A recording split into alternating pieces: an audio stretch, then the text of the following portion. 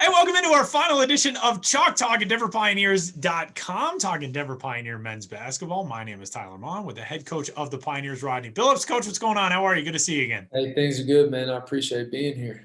Absolutely. It's good to have you back. It's our last one. Hard to believe, but we have made it, I guess, to the final stretch of the regular season, which is kind of nuts to think about. I remember a few weeks ago, I asked David Carl, head of one of our hockey telecasts, about if it felt weird for them, timing wise, they played so many fewer games. If it felt strange that we were already at the end of the season. And his response was, this time of year doesn't feel weird. It was back in October, November when everything felt weird because you weren't playing when you were supposed to be playing.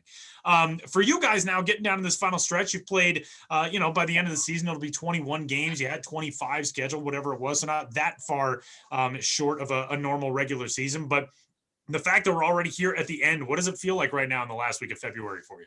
It feels different. We've had so many things go on this year. So many distractions, so many different situations. With COVID and injuries, it's just different. It's different, and some good, some bad. Our student athletes. I'm extremely proud of how they performed this year outside of the court. We had a GPA in the fall quarter of 3.0, well over 3.0, excuse me, somewhere like 3.3. Our guys have been extremely disciplined in staying away from their peers and the other students on campus. We've had, you look around college basketball, we've done an unbelievable job staying free of COVID. So it's been a very different year, exhausting on some days because every day is different. But it's something that our student athletes and our university should be commendable and proud of, because we've done everything to make these games happen. The results of the game is the results. I wish we were able to win several more games, but at the end of the day, our student athletes are getting better. They're growing up. They're turning or transforming from boys to men throughout this shared adversity.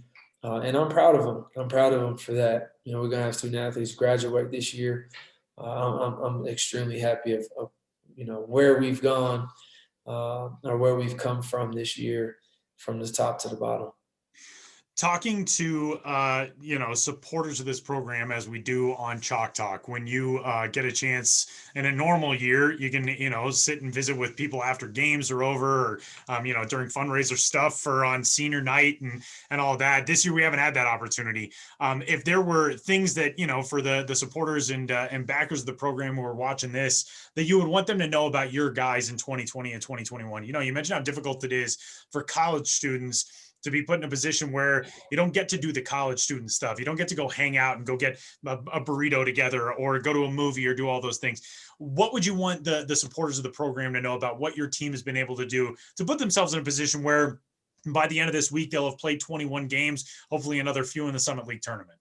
Well, the one thing that is extremely important for me to mention is the fact that Carlton Creech and his leadership team have made it available for us to play. They were on the cutting edge of all of the decisions the city made. Julie Campbell and her crew in sports performance, they were on top of all of the testings required for these games to go on. Our staff, our support staff on campus has been great, probably better than great, phenomenal in just treating our student athletes to have this opportunity to be able to play 21 games. I can't. I'd be remiss to not mention the staff that we have and the support that we've had this year with COVID and this pandemic. But our student athletes have been forced to live in a world of uncomfortability. Our guys show up to practice with their gym stuff in their backpack, and we practice, and they go home. They don't have the ability to get that fellowship or that camaraderie in the locker room, because COVID has shut our locker room down and that possibility down. They don't have the opportunity to go sit in the cafeteria and joke around with their team, and they don't have a normal life. So it's been really tough being one of the only universities in our conference to have to operate this way. But again, I'm extremely proud of the discipline that our guys have shown, and the fact that they limit their distractions to the best of their ability, as far as just being college students. It's been great, and one that I'm extremely proud to be the leader to say, our guys are growing up, our guys are maturing, our guys are becoming unbelievable citizens in our DU community, and I'm okay with that. The results of the games aren't the most important thing right now through this pandemic, and I know I'm being evaluated, but I'm evaluating our students on their choices that they're making outside of the gym. So I'm okay with where we're at. The first conference win you get a couple of weekends ago against North Dakota, play a couple of really tough back-to-back overtime games and get the win in the Saturday one. This past weekend, take on a Kansas City team that plays really tough, really physical, and you run them in two really tight games, don't get the wins. But now you come into this weekend, you get an opportunity to play against Omaha at home, and the Summit League tournament's on the line. When you approach a situation like this, it's so different from any other season because you're playing a back-to-back. The last couple of years, it's been, okay, last game of the season, you get some seeding things, or you got, the potential to move on to a tournament with one win. This weekend, you need two. Coming into this series against Omaha, how do you stack up with them? What do they do well? And what do you feel like you guys can do well against this Omaha team? It's an interesting dynamic going into this weekend. Both teams need to win. It's one thing for us to say, all right, we got two games, our back is against the wall, we have to win both. They have to win too. So I anticipate both teams will be ready. Both teams will play hard, especially on Friday night's game. But for us to win, and I tell our guys this all the time, we have to be smart. We have to play within ourselves. We got to take care of the ball, and we got to contest every shot and turn around and box out. We have to make them uncomfortable offensively because they have, a few guys in the backcourt that are dynamic in transition. They have one of the best 5 men in our league in Matt Powell. We have to make them do something that they're not comfortable doing, and we got to make them do it for 80 minutes. Not just the first 40 on Friday, but for both games. And I think we come away with two victories. It's not that we're playing the Lakers, but we're not playing, a JV high school team either. So we have to play, and we have to play well for us to win. And it's something that we're prepared to do. And typically our teams in my tenure here, we've done pretty well with our backs against the wall, and I anticipate this being about the same. Coach, we'll get set to wrap this thing up. Just a couple more quick ones for you. This year, obviously, is something that we hope that we never have to repeat in a context of trying to play sports and college sports in a pandemic and all of that. I don't want to focus on that stuff and the stuff that we've lost. The stuff that you're most excited for next year, when you get the guys back, on campus, you get them in the building, you get to have a normal summer, hopefully, getting guys ready with regular workouts, the way they lift in a normal season, practices, all of that.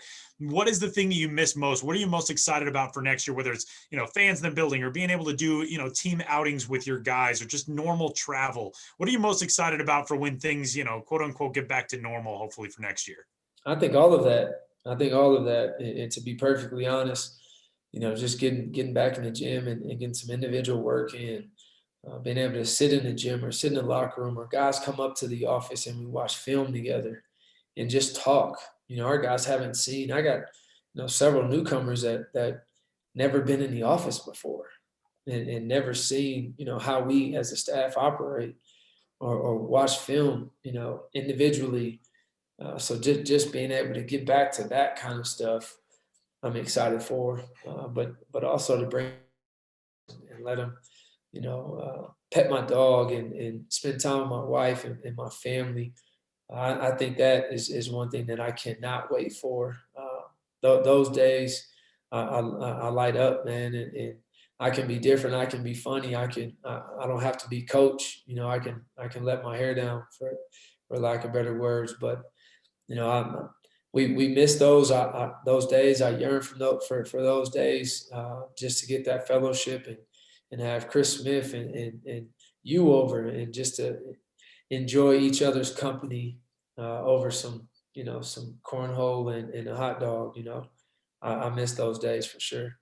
Can't wait for it, man. It's going to be hopefully coming up real soon. And I know how much you miss the in-person coaches shows and the post-game interviews. I know how much you miss all of it. All of it. Not for you though, Tyler. I miss that for the bond that I have with the fans that stick around and hang out and smile at me and give me the thumbs up after a win or even a loss. I miss all of that and having that support. So no, I'm excited to get that stuff back. I'm with you, man. Well, hopefully we're only a few months away from it, and we'll wrap up our final edition of Chalk Talk for this 2020-2021 season. And a big thanks to all the supporters of men's basketball and the COVID Together 5280 COVID Together Relief Fund. And Coach, it's been a pleasure as always. Another season that hopefully we still have a few more weeks in, and we'll see you out there this weekend for Omaha. All right, sounds good. I appreciate you, Tyler. Wrapping it up. We'll talk to you next time at DenverPioneers.com.